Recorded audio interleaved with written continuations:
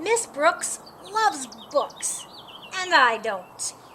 By Barbara Botner, illustrated by Michael Emberley. Miss Brooks is our librarian. She loves books a lot. She loves the Runaway Bunny and Babar and Where the Wild Things Are and the Very Hungry Caterpillar. I asked Miss Brooks why she dresses up for reading circle. I want you to get as excited about books as I am, she says. I think Miss Brooks gets a little too excited, and I bet her costumes itch. Halloween means we each have to find a poem to share. But all the books with witches, ghosts, and goblins are checked out, and I hate pumpkins.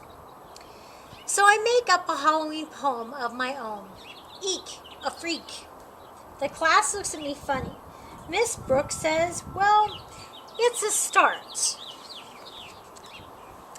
All year long, Miss Brooks reads us books. Books about dragons and pilgrims and presidents. Books about love and leprechauns, groundhogs even.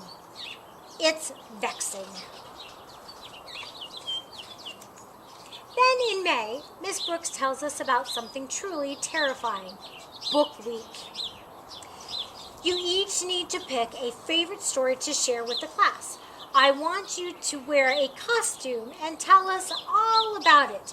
Really show us why you love the book, she says. It's Book Week. I'll never love a book the way you do, I tell Miss Brooks.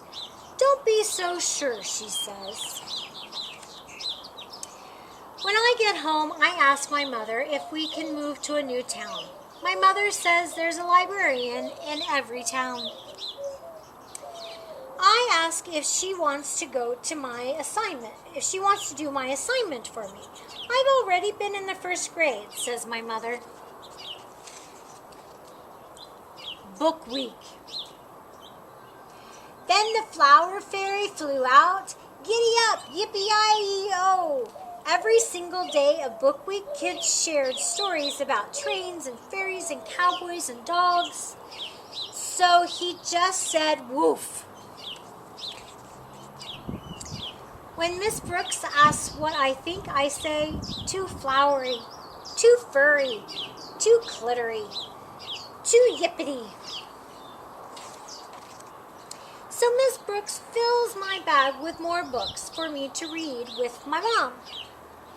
But I do not like any of them. They're too kissy, too pink, and too silly, I tell my mother.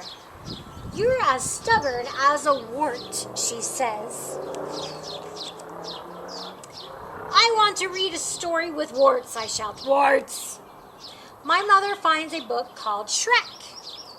Shrek has hairs on his nose, and he snorts. I love that. Can you read it again, I ask. Snort, snort, snort, snort, snort. I love this book.